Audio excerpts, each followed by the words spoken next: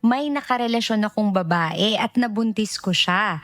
Bago kami nagkahiwalay ng mga anak siya, apelido ng ibang lalaki ang inilagay niya sa birth certificate. May habol po ba ako na mapalitan ng apelido ng anak namin? Nako. Grabe naman ito, parang teleserye, Attorney Jay. Oo Oo, nga. oo. Nako, hell hath Parang no kailangan siguro ng fury for oo, a woman scorned. 'Di ba? Siyempre matindi. ayaw niyang ipangalan sa'yo, 'di ba? 'Yun ang gusto kong i-advise Attorney M, 'no? Pero siyempre Oh, meron tayong mga recourse, 'di ba? Yung ating mm, filiation, i-establish mo yung paternity mo, kaya lang hindi mo siya mapipilit, 'di ba Attorney M? hmm. Oo nga. Mm, Paano kaya yun? mm, Paano mo naman kasi mm, halimbawa ang gusto niyang pa-DNA test, kailangan din niya mm. ng DNA sample ng bata, 'di ba, Attorney Jay? Kaya lang Correct. yun nga, kaya sinasabi mo, Oo, puwede ko bang puwersahin lalo na kung baby pa, 'di ba? oo. Baby pa yung bata.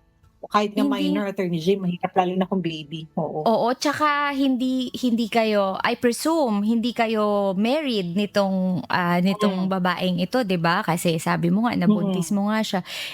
Desisyon niya 'yan kung siya, magsasabi siya na hindi ikaw ang tatay niyan, wala kang magagawa. Gawan mo hindi hindi hindi mo puwedeng ipagpilitan na ikaw, kasi siya yung nakakaalam oo. kasi 'di ba, Attorney M? Oo, yun nga yung Oo, sinasabi gano'n. nila, 'di ba, Attorney Jay, Mm, kapagka babae lagi kang certain na ikaw yung hmm, nanay kasi ikaw yung nagdala mm. nun, pero 'pag lalaki, it's a matter Oh, of fate, 'di ba? correct.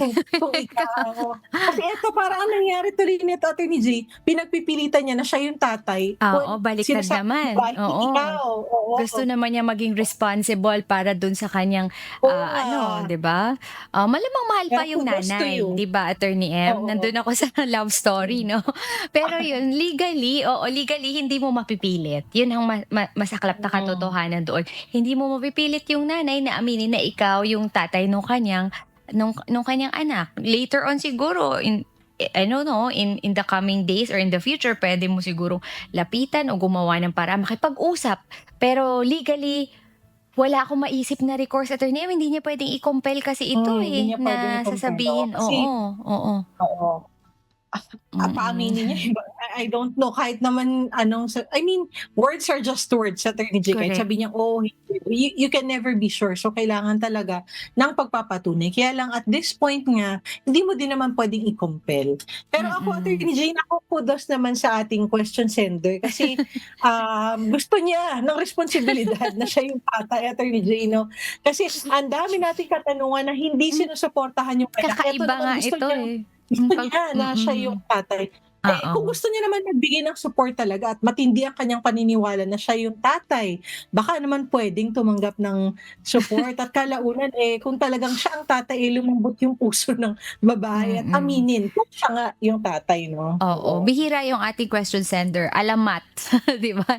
Hindi Oo, bihira yung 'di ba, bihira ka makaka-cross ng ganyan. kudos, So, kudos oo. sa'yo, sige.